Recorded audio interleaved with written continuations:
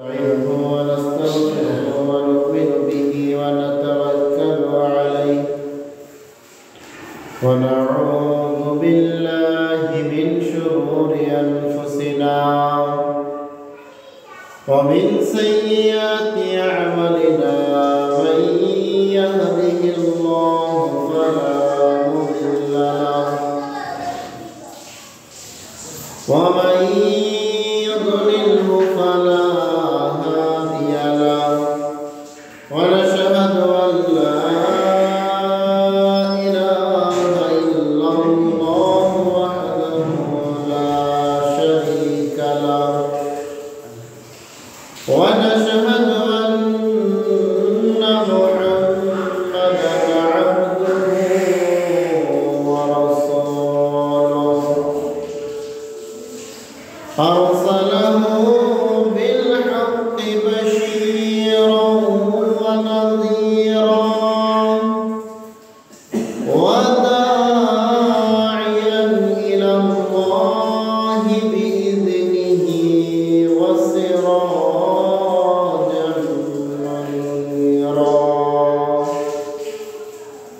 أما بعد فإن خير الحديث كتاب الله وخير الهدى هدى محمد صلى الله عليه وسلم وشر الأمور محدثاتها وكل محدثة بدعة وكل بدعة ضلالة وكل ضلالة في النار. أعوذ بالله من الشيطان الرجيم. بسم الله الرحمن الرحيم. قاف والقرآن المجيد بل عجبوا أن جاءهم منذر منهم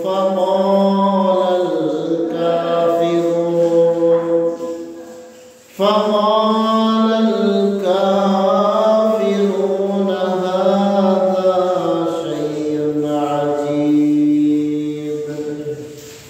أإذا متنا وكنا ترابا ذلك رجع بعيد.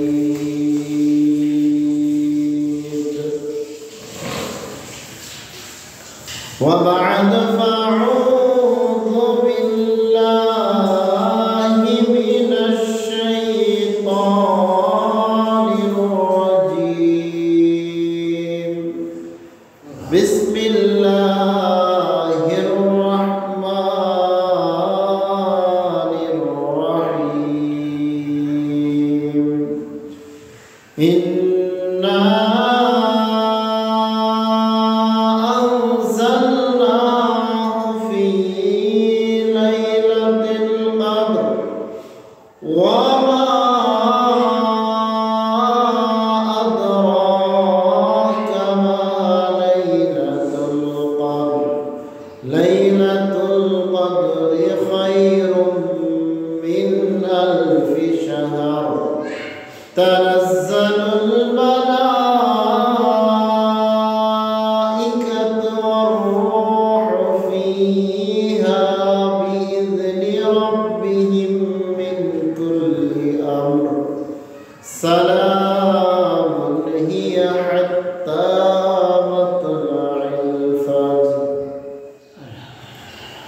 عن أبي هريرة رضي الله تعالى عنه قال قال رسول الله صلى الله عليه وسلم من يقم ليلة القدر إيمانا واحتسابا غفر له ما تقدم من ذنبه বিহি রাওয়াহুল বুখারী ওয়া মুসলিম।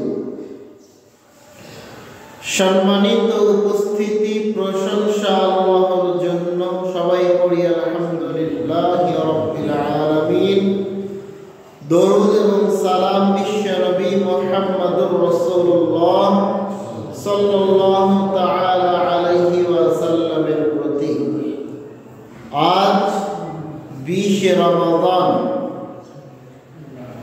রমজানের শেষ দশক হিসাবে আজকের আলোচনার ধারাবাহিকভাবে আলোচ্য বিষয় ইতিকাফ,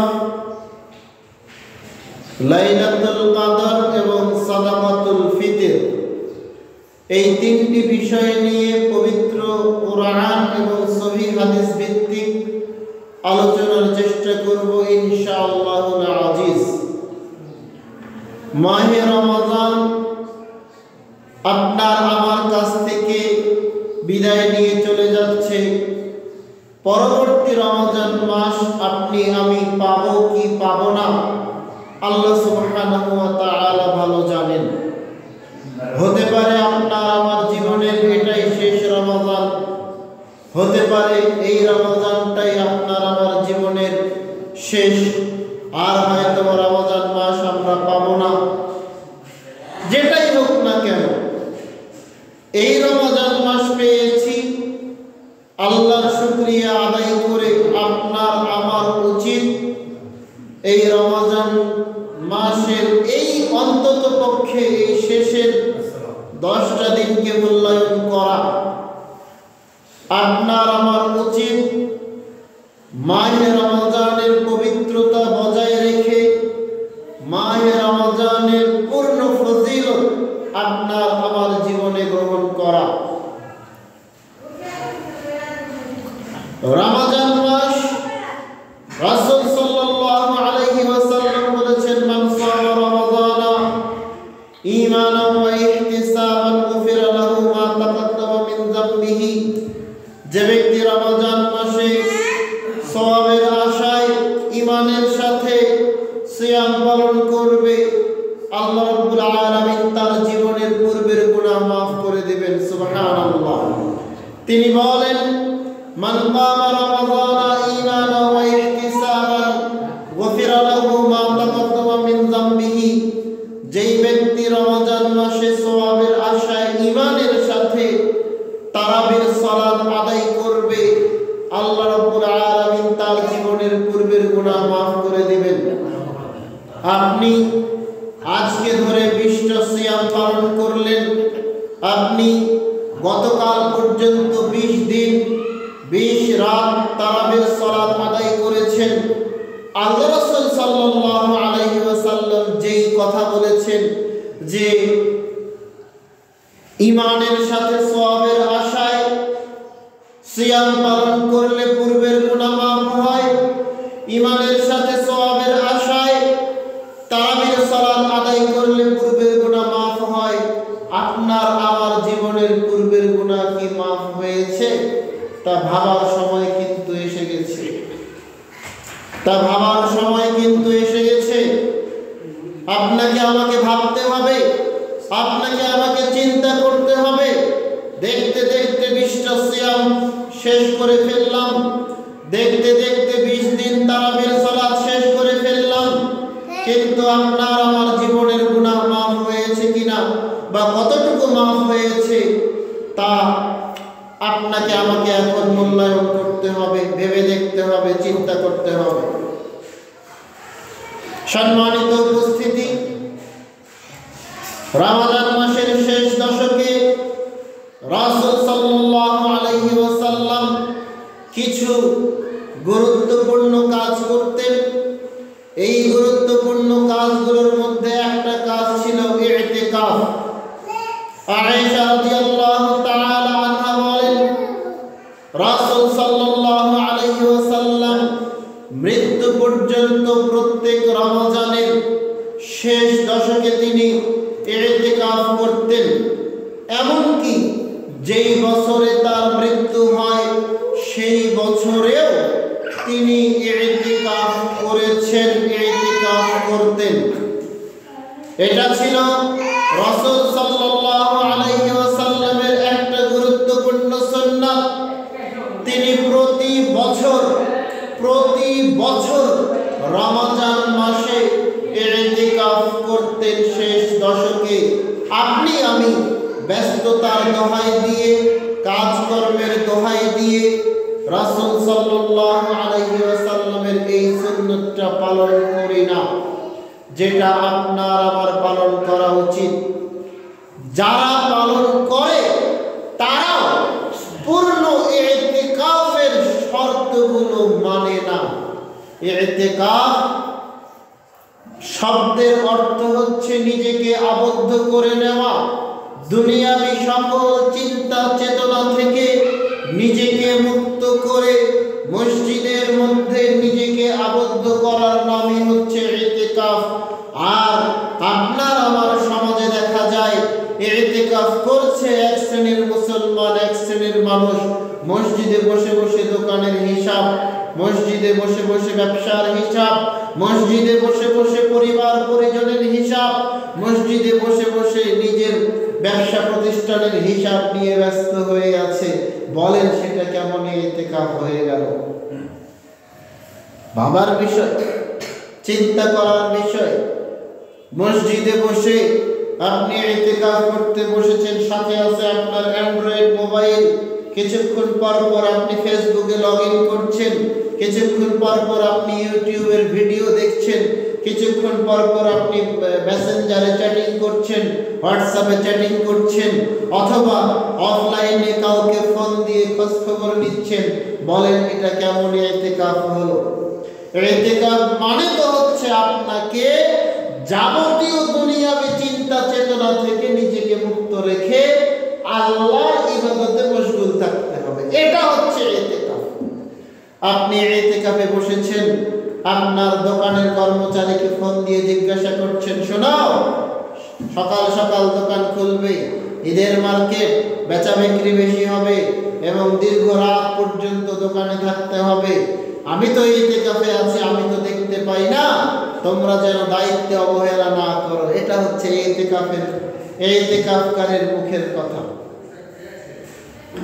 ইতিকাফকারী মসজিদে বসে বসে নিজের পরিবারের খবর নিচ্ছে, আজকে কি রান্না হবে, আজকে বাজারে কত টাকা খরচ করবে, কোথায় টাকা আছে, কিভাবে খরচ করবে, সব কিছু ইতিকাফকারী মসজিদের কোণে বসে বলে দিচ্ছে পরিবারের লোকজনকে।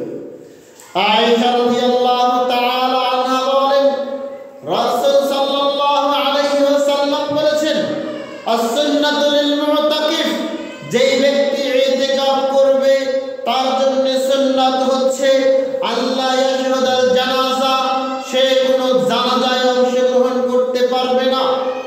মসজিদের বাইরেও, মসজিদের পাশেও যদি জানাজার নামাজ অনুষ্ঠিত হয়, ইতিকাফকারী মসজিদ থেকে বের হয়ে ওই জানাজায় অংশগ্রহণ করতে পারবে না। দূরে যাওয়া তো অনেক দূরের কথা। মসজিদের পাশেই যদি জানাজার নামাজ হয়, ইতিকাফকারী সেই জানাজায় অংশগ্রহণ করতে পারবে না। ওয়ালা ইয়াউদুল মারিযা, কোন অসুস্থ ব্যক্তিকে দেখতে যেতে পারবে না। এটা হচ্ছে ইতিকাফকারীর সুন্নাত। এরপরে তিনি বলছেন, রাসূল সাল্লাল্লাহু আলাইহি ওয়াসাল্লাম বলেছেন, ওয়ালা ইয়ামাসসু ইমরাআতান, সে তার স্ত্রীকে স্পর্শ করতে পারবে না। ওয়ালা ইউবাশিরুহা, সে তার স্ত্রীকে আলিঙ্গন করতে পারবে না, জড়িয়ে ধরতে পারবে না। ওয়ালা ইয়াখরুজু লিহাজাতিন ইল্লা লিমা লা বুদ্দা মিনহু, অতীব প্রয়োজন ছাড়া সে মসজিদ থেকে বের হতে পারবে না। অতীব প্রয়োজন বলতে পেশাব করা, পায়খানা করা, গোসল করা, এছাড়া অন্য কোনো কাজে, অন্য কোনো বিষয় নিয়ে সে মসজিদ থেকে বের হতে পারবে। এটা হচ্ছে ইতিকাফকারীর জন্য সুন্নাত।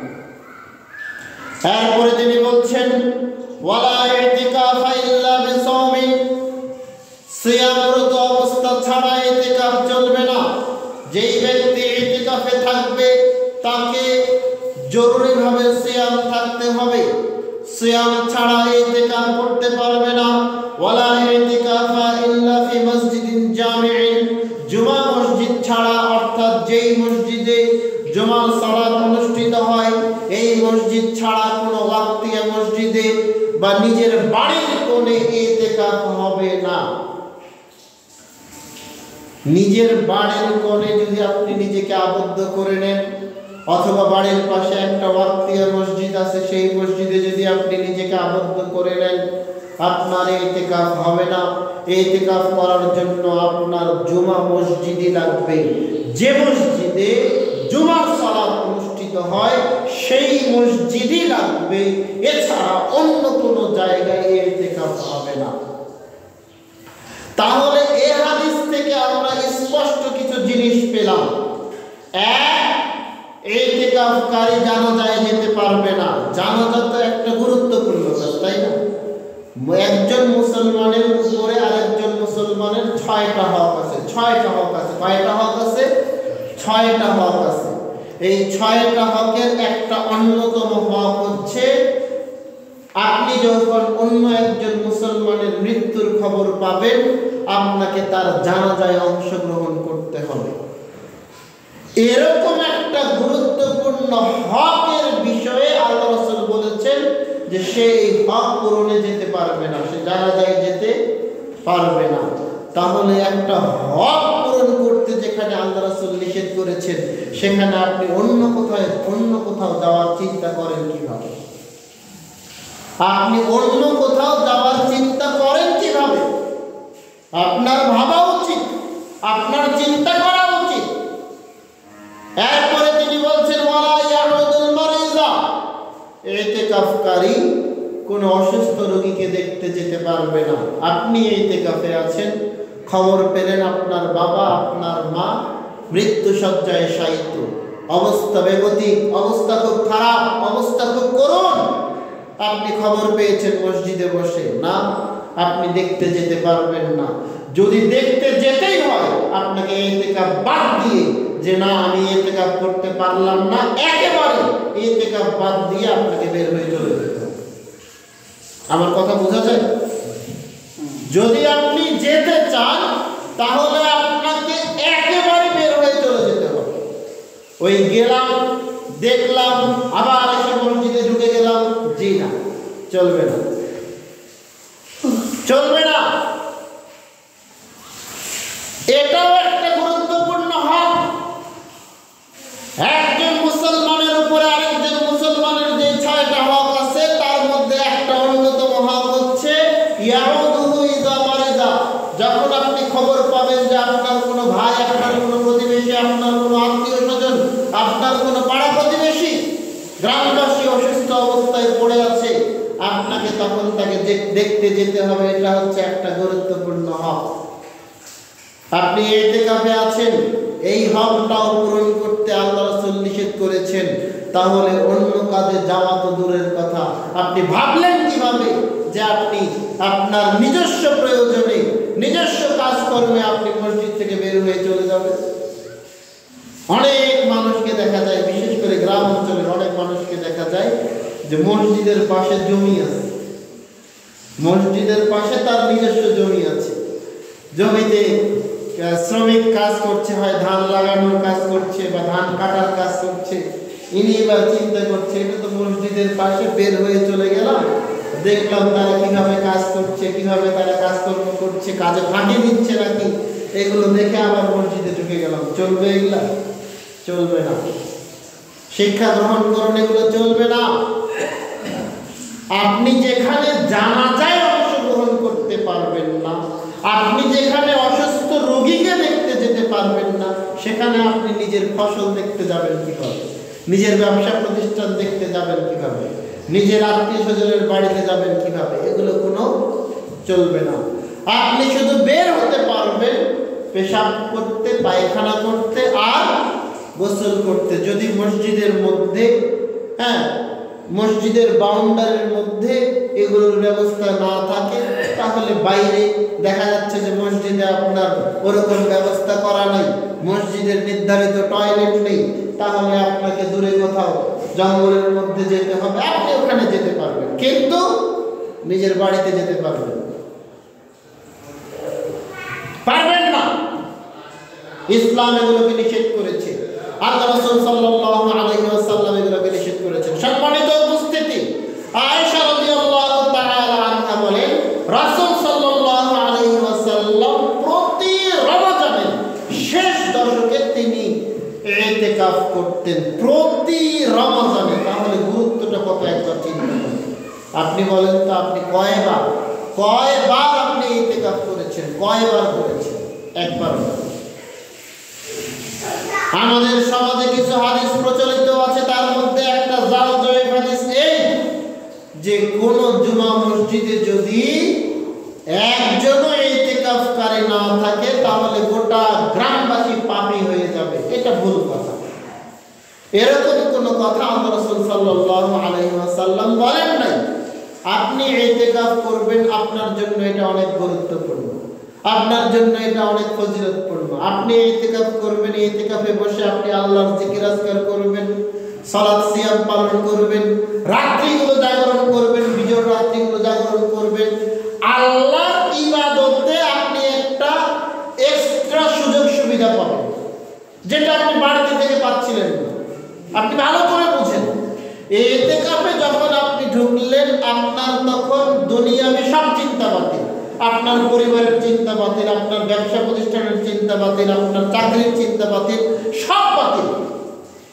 সব বাতিল করে আপনি শুধুমাত্র আল্লাহর ইবাদত ঠিকভাবে করার জন্য আপনি ইতিকাফ করতে ঢুকলেন। আপনি যখন ইতিকাফে ঢুকবেন তখন কি আপনার জামাতের কোনো নামাজ কি জামাত ছাড়া হবে? জীবনে হবে না। আপনি তো মসজিদেই আছেন, আপনি মসজিদেই আছেন।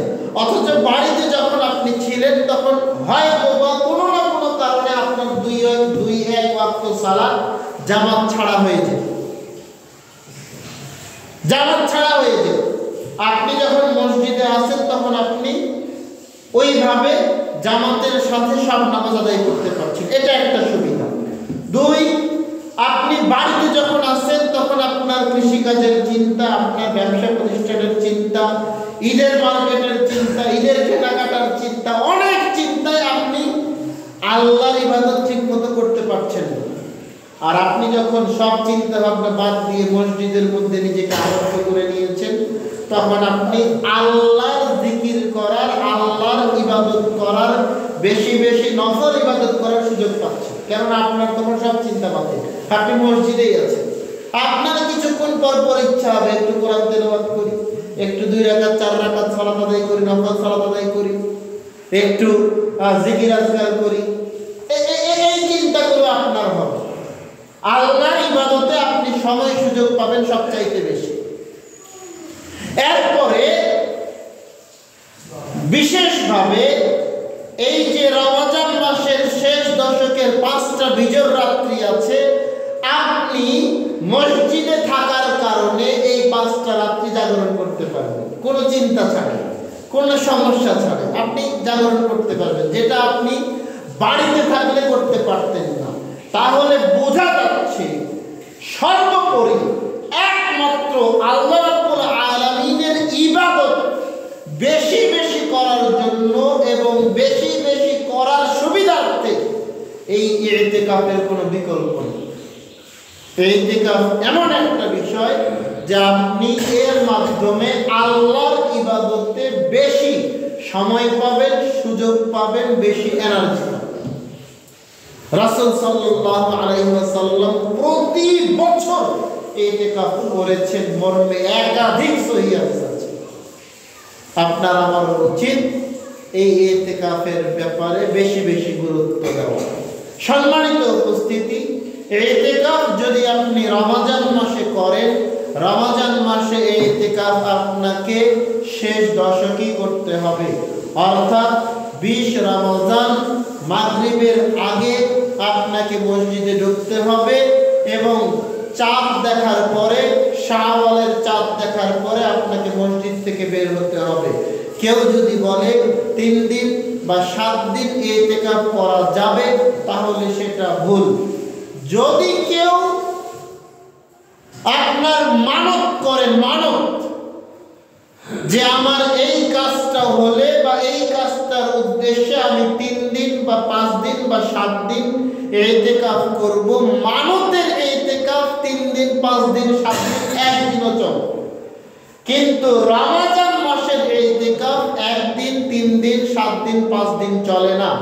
আপনাকে পূর্ণ শেষ দশক ইতিকাফ করতে হবে। মর্মে একাধিক সহিহ হাদিস রয়েছে। ইতিকাফ অত্যন্ত গুরুত্বপূর্ণ একটা বিষয়, অত্যন্ত গুরুত্বপূর্ণ একটা ইবাদত। রাসূল সাল্লাল্লাহু আলাইহি ওয়াসাল্লাম প্রতি বছর ইতিকাফ করেছেন। আমাদের উচিত রাসূল সাল্লাল্লাহু আলাইহি ওয়াসাল্লামের এই সুন্নতটার ব্যাপারে উৎসাহী হওয়া, আগ্রহী হওয়া। আল্লাহ রাব্বুল আলামিন আপনাকে আমাকে সেই তৌফিক দান করুন, আল্লাহুম্মা আমিন।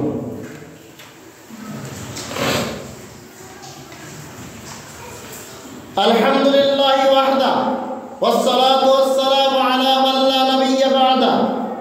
আব্দুল্লাহ ইবনে উমর রাদিয়াল্লাহু তাআলা আনহু বলেন, ফারাদা রাসূলুল্লাহ সাল্লাল্লাহু আলাইহি ওয়াসাল্লাম যাকাতাল ফিতরি মিন রমাযানা সাআন মিন তামারিন আও সাআন মিন শাঈরিন।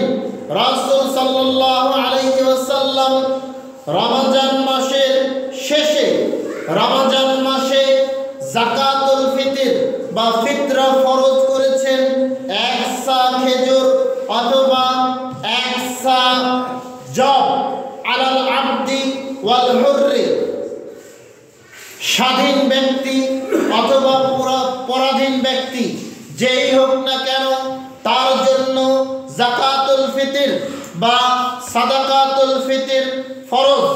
ওয়াল যাকারি ওয়াল উনসা, পুরুষের জন্য ফরজ, নারীর জন্য ফরজ।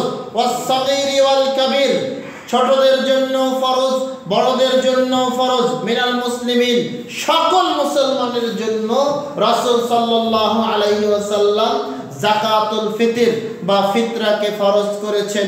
হাদিস বুখারী মুসলিম। আরো কিছু হাদিস আমরা দেখি, তারপরে আমরা এটার পর্যালোচনায় আসবো ইনশাআল্লাহ। আবু সাঈদ খুদরি রাদিয়াল্লাহু তাআলা আনহু বলেন, কুননা নুখরিজু যাকাতুল ফিতরি, আমরা আল্লাহ রাসূল সাল্লাল্লাহু আলাইহি ওয়াসাল্লামের সময় যাকাতুল ফিতর বা ফিতরা বের করতাম। সাআন মিন তাআমিন, 1 সা খাদ্যদ্রব্য। আও সাআন মিন শাঈরিন, অথবা 1 সা পনির। আও সাআন 1 সা জব। আও সাআন মিন তামারিন, অথবা 1 সা খেজুর। আও সাআন মিন আকিতিন, অথবা 1 সা পনির। আও সাআন মিন জাবিবিন, অথবা 1 সা পরিমাণ আঙ্গুর। হাদিস বুখারী মুসলিমের মধ্যে রয়েছে।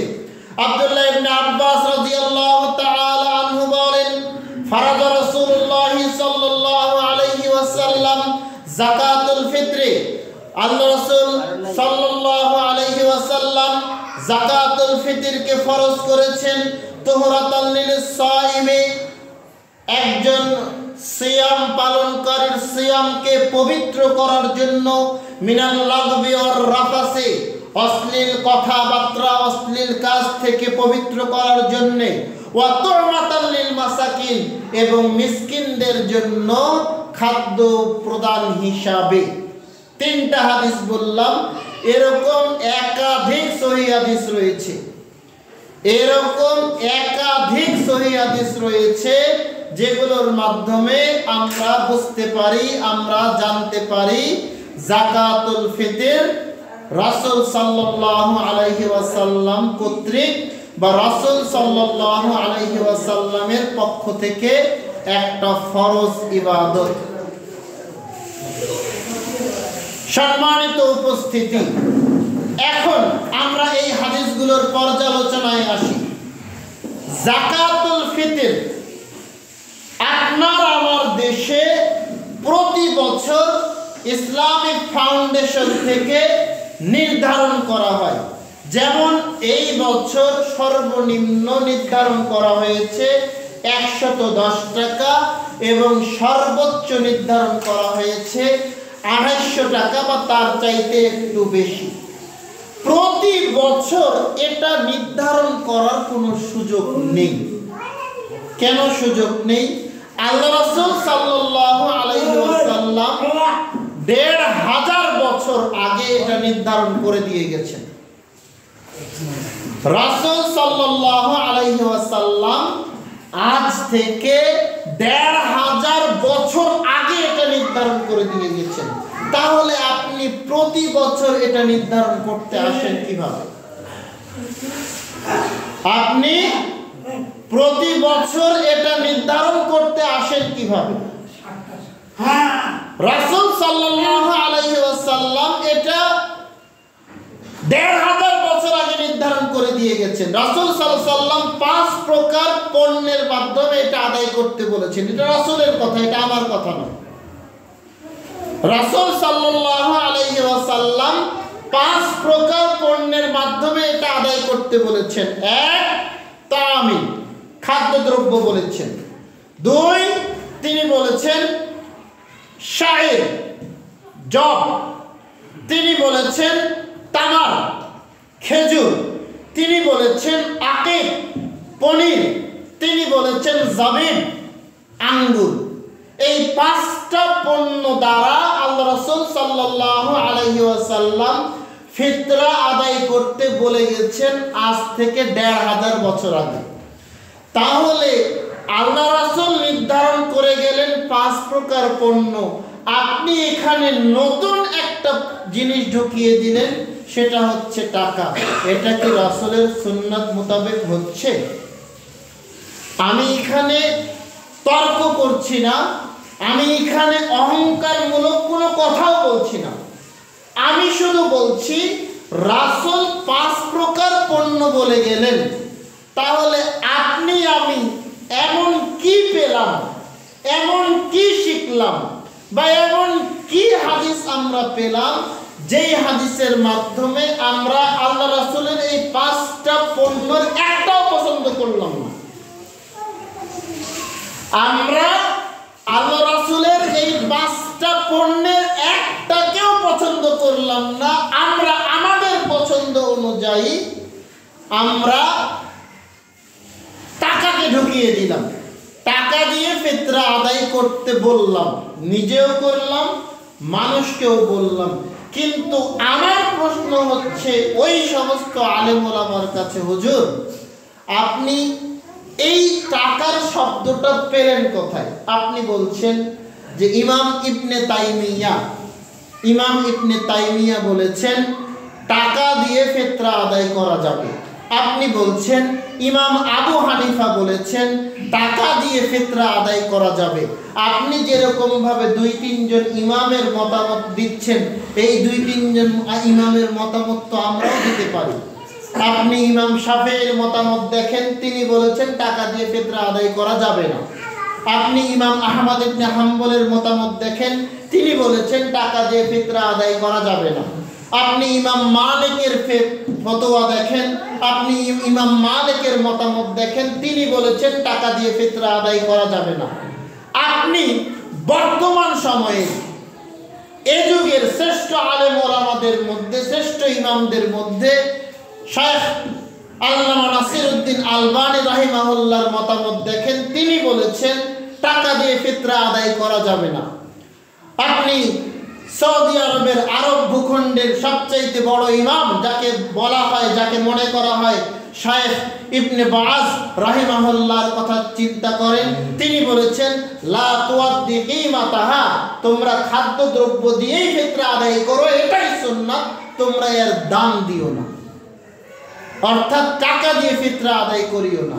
তাহলে আপনি ২-৩ জন ইমামের মতামত নিয়ে আপনি বলছেন টাকা দিয়ে ফিতরা আদায় করা যাবে, আর আমরাও এরকম কয়েকজন ইমামের মতামত নিয়ে বলছি টাকা দিয়ে ফিতরা আদায় করা যাবে না, এটা বৈধ হবে না।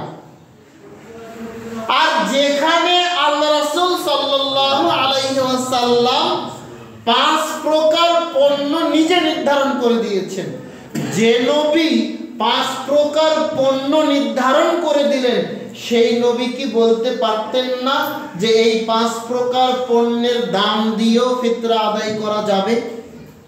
এটা কি ওই নবী বলতে পারতেন না? যেই নবী 5 প্রকার পণ্যের কথা বলতে পারলেন, তিনি কি আর এক প্রকার দামের কথা তিনি কি বলতে পারতেন না?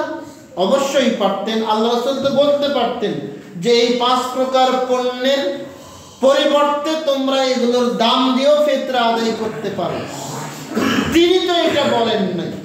তাহলে আপনি আমি কার সুন্নতের অনুসারী হয়ে গেলাম? আপনি যুক্তি দিচ্ছেন ওই সময়ের মানুষের খাবারের প্রয়োজন ছিল বেশি, যার কারণে খাদ্যদ্রব্য দিয়ে ফিতরা আদায় করা হয়েছে। আর এই সময়ের মানুষের টাকার প্রয়োজন বেশি, এই জন্য এই সময়ে টাকা দিয়ে ফিতরা দেওয়া যায়। এটা তো আপনার যুক্তি হলো, এটা তো রাসূলের সুন্নাত হলো না। এটা তো আপনার যুক্তি হলো। আর আপনার যুক্তির পরিপ্রেক্ষিতে আমরা বলতে পারি টাকার প্রয়োজন সব যুগেই ছিল। ওই যুগে যে টাকার প্রয়োজন ছিল না কে বলেছে? কে বলেছে? বা ওই যুগের মানুষের টাকা ছিল না এটা কে বলেছে? হযরত উসমান কেমন ধনী ছিলেন তা আপনি আমি সবাই জানি। আপনি আমি সবাই জানি যে হযরত উসমান কি পরিমাণ ধনী ছিলেন। কই, তিনি তো কখনো টাকা দিয়ে ফিতরা আদায় করেন নাই। তার কি টাকার অভাব ছিল? ছিল না। হযরত উসমানের মতো আরো অনেক ধনী মানুষ মদিনায় ছিল, মক্কায় ছিল। কই, তারা তো টাকা দিয়ে ফিতরা আদায় করে নাই। আর আপনি বলছেন যে এটা নফল ইবাদত, এটা নিয়ে এত বাড়াবাড়ি করা উচিত না। এটা নফল কিভাবে হয়? যেখানে হাদিসের মধ্যে স্পষ্ট ফারাদা রাসূলুল্লাহ সাল্লাল্লাহু আলাইহি ওয়াসাল্লাম যাকাতুল ফিতর, আল্লাহ রাসূল সাল্লাল্লাহু আলাইহি ওয়াসাল্লাম ফিতরাকে ফরজ করেছেন। কি করেছেন? ফরজ করেছেন। আল্লাহ রাসূল ফরজ করেছেন, তাহলে আপনি এটাকে নফল বলছেন কিভাবে? আপনি ওই আয়াত পড়েন নাই যে ওয়ামা ইয়ানতিকু আনিল হাওয়া, নবী মুহাম্মদ সাল্লাল্লাহু আলাইহি ওয়াসাল্লাম নিজের মন মতো কোনো কথা বলেন না। ইন হুয়া ইল্লা ওয়াহিয়ুহা, তিনি যা বলেন তা আল্লাহ রাব্বুল আলামিনের পক্ষ থেকে ওহী হিসাবে আসে। তাহলে আল্লাহ রাসূল যেটাকে ফরজ বলেছেন সেটা কার পক্ষ থেকে ফরজ? আল্লাহর পক্ষ থেকে ফরজ। কেননা রাসূল নিজের মন গড়া কোনো কথা বলেন না। তাহলে আপনি এটাকে নফল হিসাবে ধরে এত মারপেচের মধ্যে যাচ্ছেন কিসের জন্য?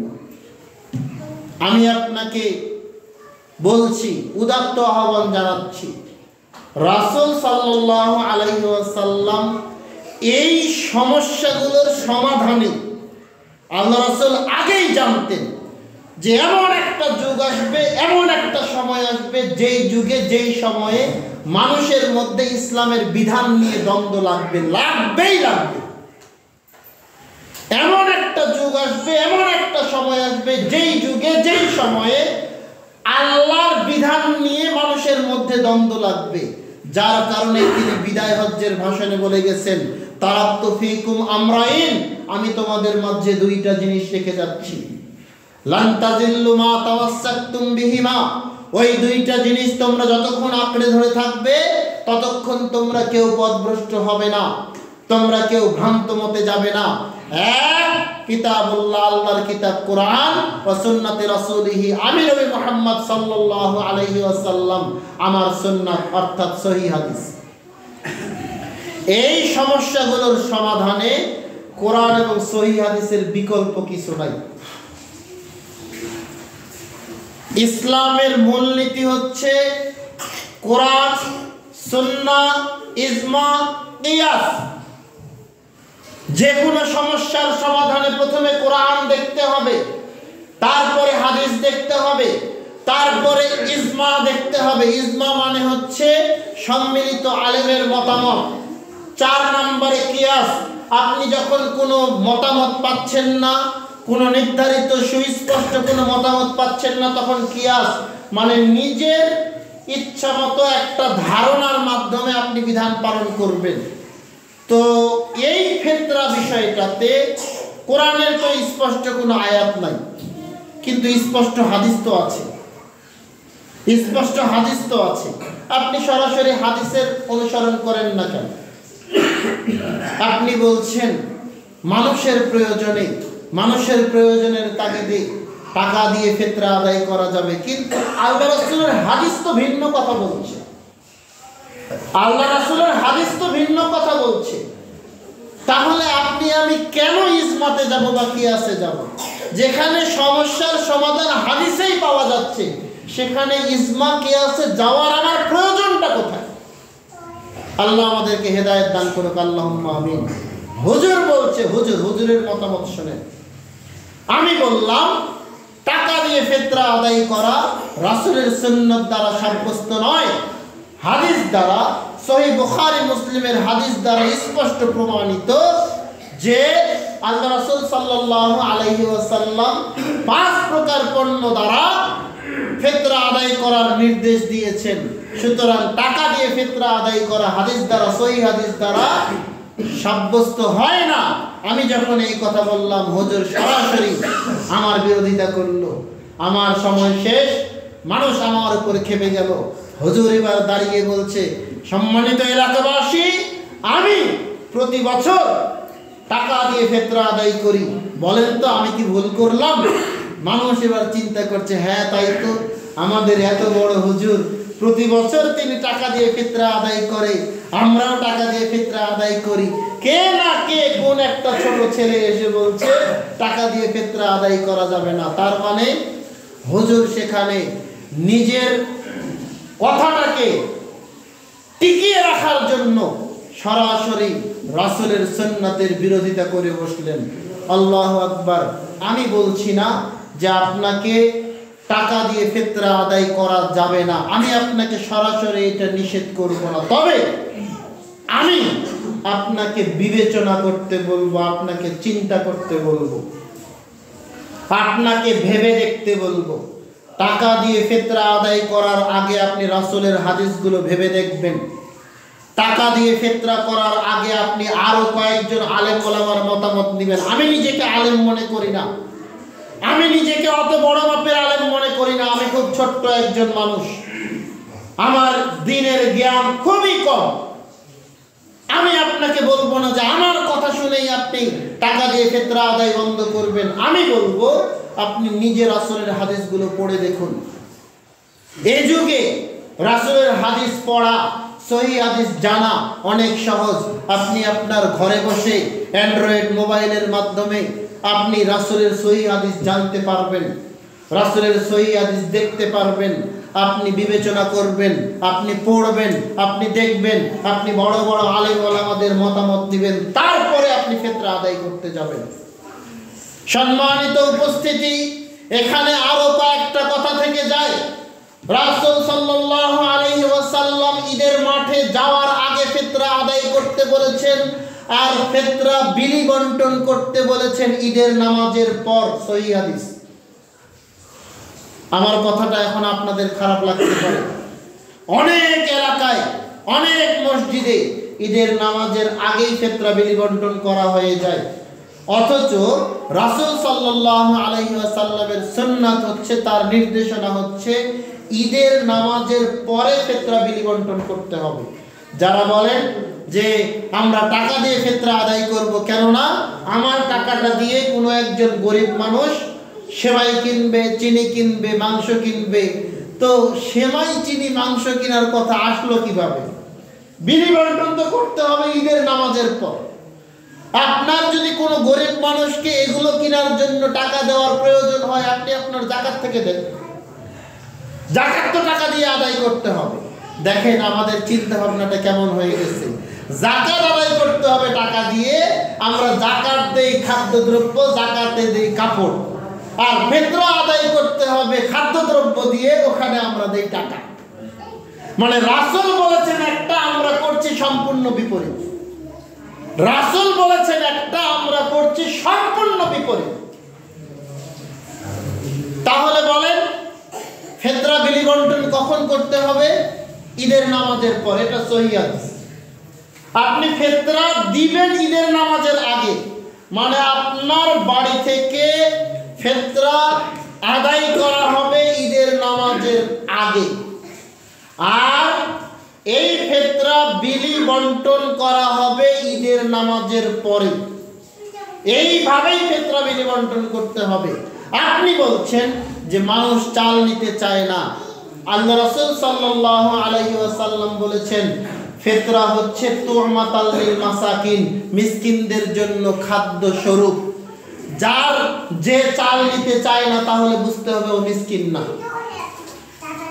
যে চাল নিতে চায় না বুঝতে হবে সে মিসকিন না। আপনি বলছেন যে এতগুলো চাল মানুষ বয়ে নিয়ে যাবে, এটা তার জন্য কষ্টকর। আমার কথা হচ্ছে, আমি গত জুমায় বলেছিলাম, আমার সম্মানিত শিক্ষক, আমার মুরব্বী শায়েখ মাওলানা গোলাম কিবরিয়া নুরি আজ থেকে কয়েক বছর আগে এটিএন বাংলার একটা টিভি শোতে অনুষ্ঠানে তিনি বলেছিলেন যে হজ আমার উপরে ফরজ, কাবা ঘর আমার নিকটে আসে না, আমাকে কাবা ঘরে গিয়ে হজ করতে হয়। নামাজ আমার উপরে ফরজ, মসজিদ আমার কাছে আসে না, আমাকে মসজিদে গিয়ে নামাজ আদায় করতে হয়। একই রকম ভাবে ফিতরা আপনার উপরে ফরজ। গরিব মানুষ আপনার বাড়িতে আসবে কেন? আপনি গরিব মানুষের বাড়িতে গিয়ে ফিতরা দিয়ে আসবেন। আপনি যদি আল্লাহর বিধানটাকে এভাবে পালন করেন তাহলে এমনিতেই সব সহজ, এত দ্বন্দ্ব থাকবেই না। আপনি যদি আল্লাহর বিধানটাকে এভাবে নেন তাহলে দ্বন্দ্বই থাকবে না, সবই সহজ হয়ে যাবে। আপনি নিজে বিধানটাকে কঠিন করে নিয়েছেন।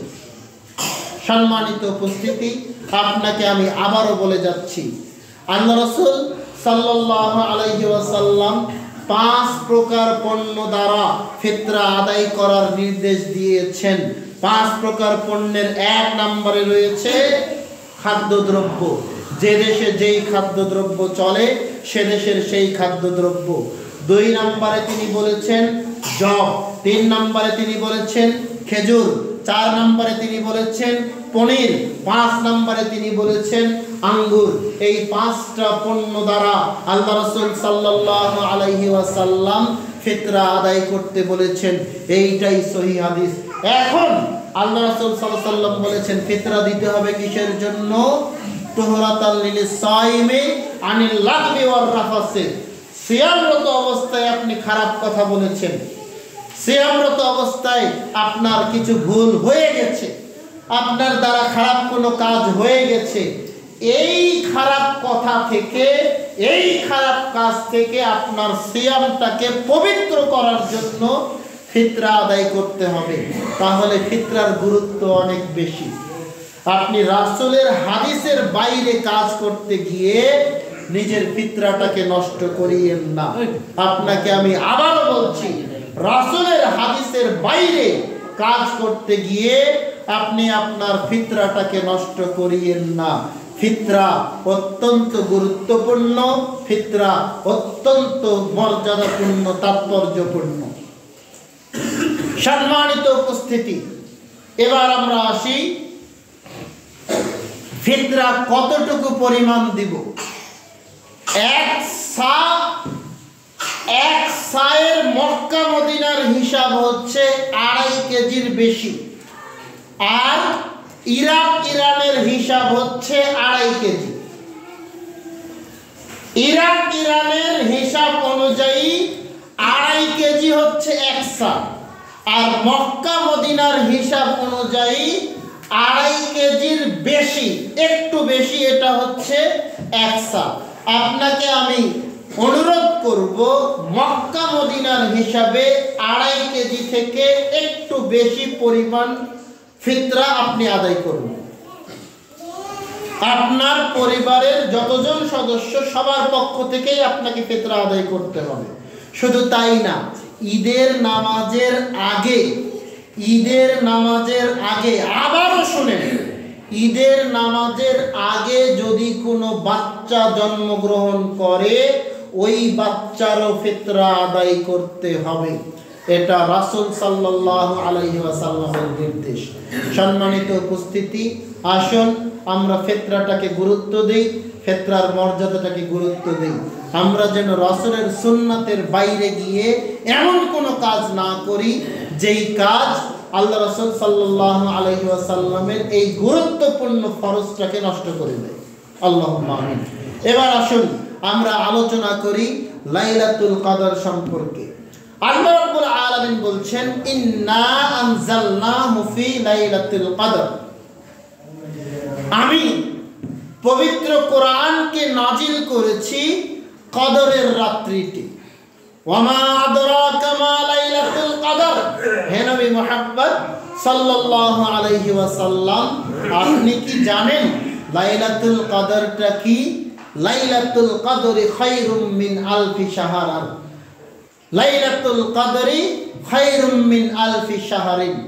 লাইলাতুল কদরটা হচ্ছে 1000 মাসের চাইতে উত্তম, 1000 মাসের চাইতে উত্তম। তানাজ্জালুল মালাইকাতু ওয়ার রূহ, এই রাতে জিবরিল আলাইহিস সালাতু ওয়াস সালামের নেতৃত্বে একদল ফেরেশতা দুনিয়াতে অবতরণ করে। ফিহা বিইজনি রাব্বিহিম, দুনিয়ায় অবতরণ করে আল্লাহর নির্দেশে। মিন কুল্লি আমর, সকল বিষয় নিয়ে তারা দুনিয়ায় আসে। সালাম, এই সম্পূর্ণ রাত্রিটা হচ্ছে শান্তি। হাত্তা মাতলাইল ফজর, যতক্ষণ না ফজর উদিত হচ্ছে। এই আয়াত, এই সূরা দ্বারা আমরা লাইলাতুল কদরের একটা গুরুত্ব বুঝতে পারি। তবে এখানে একটা বিষয় রয়েছে।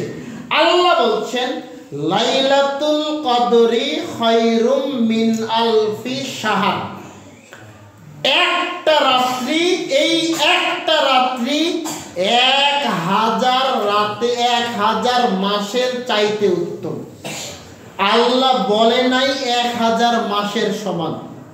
এটা আপনাকে আমাকে ভুল বোঝানো হয়েছে। অনেক আলেম ওলামা বলে যে এক রাত্রি সমান 1000 মাস। এক রাত্রে ইবাদত করলে 1000 মাস ইবাদত করলে যেই সওয়াব পাওয়া যাবে, এই এক রাত্রি ইবাদত করলে সেই সওয়াব পাওয়া যাবে। এটা আপনাকে আমাকে ভুল বোঝানো হয়েছে। আল্লাহ বলেছেন খায়রুম মিন আলফি শাহর, 1000 মাসের চাইতে উত্তম। তাহলে কি বোঝা যাচ্ছে 1000 মাস সমান? সমান তো হলো না, 1000 মাসের বেশি হলো। সেটা কত বেশি আল্লাহ ভালো জানেন,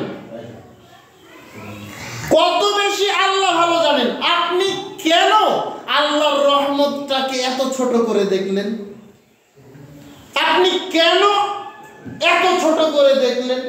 যেখানে আল্লাহ রাসূল সাল্লাল্লাহু আলাইহি ওয়াসাল্লামকে আল্লাহ জানিয়ে দিচ্ছেন খায়রুন, ইসমে তাফজিলের শব্দ ব্যবহার করা হয়েছে। খায়রুম মিন আলফি শাহর, 1000 মাস ইবাদত করলে যেই সওয়াব পাওয়া যাবে, এই একটা রাত্রি ইবাদত করলে তার চাইতে বেশি সওয়াব পাওয়া যাবে। সুবহানাল্লাহ। আপনি এইভাবে এটাকে মূল্যায়ন করুন। সম্মানিত উপস্থিতি, আবু হুরায়রা রাদিয়াল্লাহু তাআলা আনহু বলেন, রাসূল সাল্লাল্লাহু আলাইহি ওয়াসাল্লাম বলেছেন, মাইয়াকুম লাইলাতুল কদরি ঈমানান ওয়া ইহতিসাবান গুফিরা লাহু মা তাকাদ্দামা মিন যামবিহি, কোন ব্যক্তি যদি সওয়াবের আশায় ঈমানের সাথে লাইলাতুল কদরের রাত্রি জাগরণ করে, তাহলে আল্লাহ রাব্বুল আলামিন তার জীবনের পূর্বের সব গুনাহ মাফ করে দিবেন। সুবহানাল্লাহ। আমরা কয়েকটা হাদিস আরো দেখে আসি। আয়েশা রাদিয়াল্লাহু তাআলা আনহা বলেন, কানা রাসূলুল্লাহ সাল্লাল্লাহু আলাইহি ওয়াসাল্লাম ইযাবিরু ফিল আশরিল আওয়াখির মিন রমাজান, আল্লাহ রাসূল সাল্লাল্লাহু আলাইহি ওয়াসাল্লাম রমজান মাসের শেষ দশকের বিজয় রাত্রিগুলো জাগ্রত করতেন। ওয়া ইয়াকুলু, তিনি বলেন, তাহাররাউ লাইলাতুল কদরি ফিল আশরিল আওয়াখির মিন রমাজান, তোমরা রমজান মাসের শেষ দশকের এই রাত্রিগুলোতে লাইলাতুল কদরকে অন্বেষণ করো, তালাশ করো। এখানে কোনো নির্ধারিত তারিখের কথা কি বলা হয়েছে? হয় নাই। আপনি আরো কয়েকটা হাদিস দেখেন। আয়েশা রাদিয়াল্লাহু তাআলা আনহা বলেন, রাসূল সাল্লাল্লাহু আলাইহি ওয়াসাল্লাম বলেছেন, তাহাররাউ লাইলাতুল কদরি ফিল ভিতরি মিনাল আশরিল আওয়াখির মিন রমাজান, তোমরা রমজান মাসের শেষ দশকের বিজোড় রাত্রিগুলোতে লাইলাতুল কদর অন্বেষণ করো। এখানে নির্ধারিতভাবে রমজান মাসের শেষ দশকের বিজোড় রাত্রিগুলোর কথা বলা হয়েছে।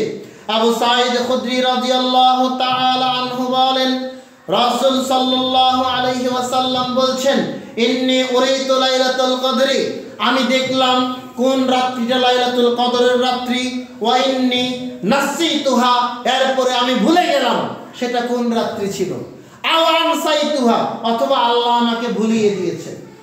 হাদিসটা বুঝেন, আল্লাহ রাসূল বলছেন আমি জানতে পারলাম কোন রাত্রিটা লাইলাতুল কদরের রাত্রি, জানতে পারার পরে আমি ভুলে গেলাম, অথবা আল্লাহ আমাকে ভুলিয়ে দিয়েছেন, অথবা আল্লাহ আমাকে ভুলিয়ে দিয়েছেন।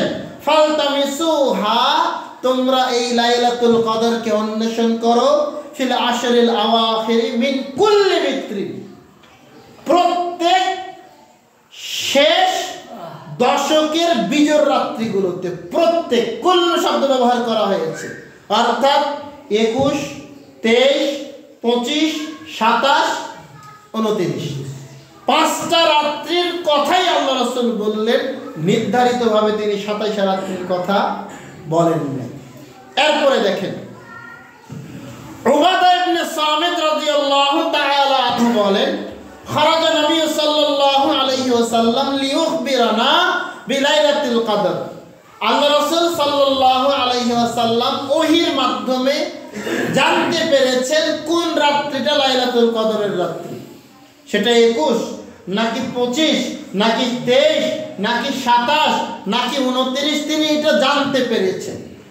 জানতে পেরে তিনি বের হলেন বাড়ি থেকে, আমাদের নিকটে আসছেন, আমাদেরকে জানাবেন যে কোন রাত্রিটা লাইলাতুল কদরের রাত্রি, এটা তিনি আমাদেরকে জানিয়ে দিবেন। ফাতাহালা ফুলানুন ফাতাহালা রাজুলানি মিনাল মুসলিমিন, তিনি যখন রাস্তা দিয়ে আসছিলেন, আস্তে আস্তে দেখলেন 2 জন মুসলমান ঝগড়া করছে। তো যখন তিনি দেখলেন 2 জন মুসলমান ঝগড়া করছে, তিনি তাদের ঝগড়া থামাতে গেছেন। এই ঝগড়া থামাতে গিয়ে তিনি ভুলে গেছেন। আবার বুঝেন, 2 জন মুসলমানের ঝগড়া থামাতে গিয়ে তিনি ভুলে গেছেন। তাহলে এখান থেকে একটা জিনিস বোঝা যাচ্ছে যে আপনি যত বেশি ঝগড়া করবেন, তর্ক বিতর্ক করবেন, আপনার জ্ঞান, আপনার বুদ্ধি তত কমে যাবে। এটা হাদিস থেকে বোঝা যাচ্ছে। আপনি যত ঝগড়া মারামারি, যত আপনি তর্ক বিতর্ক করতে যাবেন, তত আপনি আপনার বুদ্ধিকে হারিয়ে ফেলবেন। এরপরে তিনি বলছেন যে খারাজতু লিউখবিরাকুম বিলাইলাতুল কদর, সাহাবারা শুনো, আমি কিন্তু বাড়ি থেকে বের হয়েছিলাম তোমাদেরকে জানিয়ে দিব কোন রাত্রিটা লাইলাতুল কদরের রাত্রি, এটা জানানোর জন্য বের হয়ে গেছিলাম। ফাতালাহা ফুলানুন ওয়া ফুলানুন, আস্তে আস্তে দেখলাম অমুক আর অমুক রাস্তায় মারামারি করছে, ঝগড়া করছে। ওদের ঝগড়া থামাতে গিয়ে ফারাফাতু, আমি আমার কাছ থেকে এই জ্ঞানটাকে তুলে নেওয়া হয়েছে, আমাকে ভুলিয়ে দেওয়া হয়েছে। এরপরে তিনি বলছেন, আসা ইয়াকুনা খায়রুল লাকুম, হয়তোবা এটাই তোমাদের জন্য ভালো। যদি তোমরা একটা নির্ধারিত রাতের কথা জানতে পারবে, যখন তোমরা নির্ধারিত একটা রাতের কথা জানতে পারবে, তখন তোমরা শুধু ওই রাতেই ইবাদত করবে। আর এখন যেহেতু তোমরা নির্ধারিত রাতের কথা জানো না, তাহলে তোমরা 5টা রাত্রি ইবাদত করবে। আল্লাহর ইবাদত যত বেশি করবে ততই তো ভালো, তাই নাকি? আল্লাহ রাসূল এটাই বলছেন, আসা ইয়াকুনা খায়রুল লাকুম, এটাই মনে হয় তোমাদের জন্য অনেক ভালো যে ওটা না জেনে তোমরা এখন 5 রাত্রি ইবাদত করবে। এরপরে তিনি বলছেন, ফালতামিসুহা, তোমরা এটাকে অন্বেষণ করো, তালাশ করো, ফিত তাসিয়াতি, 9ম রাত্রিতে, ওয়াসাবিয়াতি, 7ম রাত্রিতে, ওয়াল খামিসাতি, 5ম রাত্রিতে। তার মানে ফিত তাসিয়া মানে শেষ দিক থেকে যখন 9 দিন বাকি আছে, তাহলে রাতটা কোন রাত্রি হলো? 9 দিন বাকি আছে, তাহলে রাতটা কোন রাত্রি হলো? 21 রাত্রি হলো। এরপরে তিনি বলছেন ওয়াসাবিয়াতি, 7ম, অর্থাৎ 7 দিন বাকি আছে, তাহলে রাত্রিটা কোন রাত্রি হলো? 23 রাত্রি। ওয়াল খামিসাতে 5 দিন বাকি আছে, তাহলে রাত্রিটা কোন রাত্রি হলো? 25 রাত্রি। এরকম আরো কয়েকটা হাদিসের মাধ্যমে আল্লাহ রাসূল বলেছেন 21, 23, 25, 27, 29 5টা রাত্রিকেই তিনি সমান গুরুত্ব দিয়েছেন। এখানে আপনার সাথে আমার জরুরি যেটা কথা সেটা হচ্ছে এই, আল্লাহ রাসূল সাল্লাল্লাহু আলাইহি ওয়াসাল্লাম জানেন না কোন রাত্রিটা লাইলাতুল কদরের রাত্রি, তিনি ভুলে গেছেন। কিন্তু কিভাবে যেন আমরা জেনে গেলাম যে ওই রাত্রিটা 27 রাত্রি। একদম মনে করেন রাষ্ট্রীয়ভাবে ঘোষণা দেওয়া হচ্ছে লাইলাতুল কদরের রাত্রি হচ্ছে 27 রাত্রি। যেই কথাটা আল্লাহ রাসূল জানলেন না, আল্লাহ রাসূল ভুলে গেলেন, সেটা আমাদের রাষ্ট্রের মানুষ জেনে গেল। আপনার আমার দেশের মৌলবীগুলো, আপনার আমার দেশের মাওলানারা জেনে গেল যে ওই রাত্রিটা হচ্ছে লাইলাতুল কদরের রাত্রি। কোনটা? 27 রাত্রিটা। এখন কি করতে হবে? আয়োজন করো, গরু জবাই করো, খাসি জবাই করো, রাত জাগরণ করতে হবে। পিকনিক চলছে, পিকনিক করে এবার 27 রাত্রি জাগরণ করা হচ্ছে। সম্মানিত উপস্থিতি, আমি বলতে চাচ্ছি আপনি শুধুমাত্র যদি 27 রাত্রিকে মূল্যায়ন করেন, শুধুমাত্র যদি 27 রাত্রি জাগরণ করতে যান, তাহলে আপনার ভুল হবে। যেখানে আল্লাহ রাসূল সাল্লাল্লাহু আলাইহি ওয়াসাল্লাম 5টা রাত্রিকেই সমান মূল্যায়ন করলেন, সেখানে আপনি এমন কোন হাদিস পেলেন যেই হাদিসের মাধ্যমে আপনি বলছেন 27 রাত্রিটাই লাইলাতুল কদরের রাত্রি? তার মানে আপনি বুঝাতে চাচ্ছেন রাসূল যেটা জানেন না সেটা আপনি জানেন। নাউজুবিল্লাহ মিন যালিক। আল্লাহ আপনাকে আমাকে হেদায়েত দান করুক, আল্লাহুম্মা আমিন। সম্মানিত উপস্থিতি, আজকে আমরা আলোচনা করলাম ইতিকাফ সম্পর্কে, আলোচনা করলাম ফিতরা সম্পর্কে, আলোচনা করলাম আমরা লাইলাতুল কদর সম্পর্কে। এই বিষয়গুলোর পর্যালোচনায় বক্তব্যের শেষে এসে বলছি, আপনি আমি আমাদের উচিত ইতিকাফ করা। রাসূল সাল্লাল্লাহু আলাইহি ওয়াসাল্লাম প্রতি বছর ইতিকাফ করেছেন। আমরা কি পারি না রাসূলের এই সুন্নাতটাকে আঁকড়ে ধরতে? এটা আপনার আমার ঈমানের জন্য, আপনার আমার আমলের জন্য অত্যন্ত গুরুত্বপূর্ণ। এরপরে আমরা আলোচনা করলাম ফিতরা সম্পর্কে। আমি আপনাকে সরাসরি বলবো না যে টাকা দিয়ে ফিতরা আদায় করা যাবে না, তবে আমি আপনাকে বিবেচনা করতে বলছি, আমি আপনাকে চিন্তা ভাবনা করতে বলছি। আমি অহংকার করে কোনো কথা বলতে রাজি নই, আমি কোনো দায়িত্ব নিতে রাজি নই।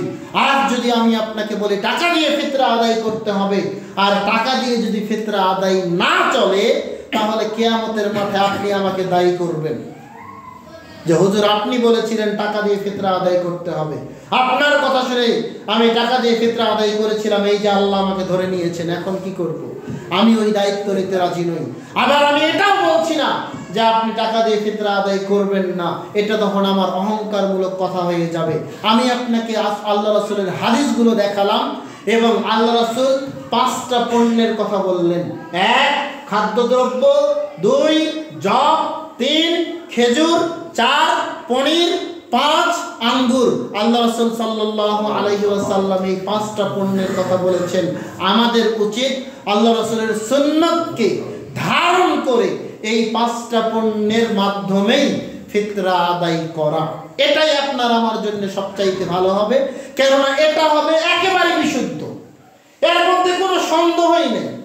আপনি যখন টাকা দিয়ে ফিতরা আদায় করতে যাবেন, তখন আপনার সন্দেহ থাকবে যে আমার ফিতরা আদায় হচ্ছে তো, এটা কিন্তু একটা সন্দেহ থাকবে।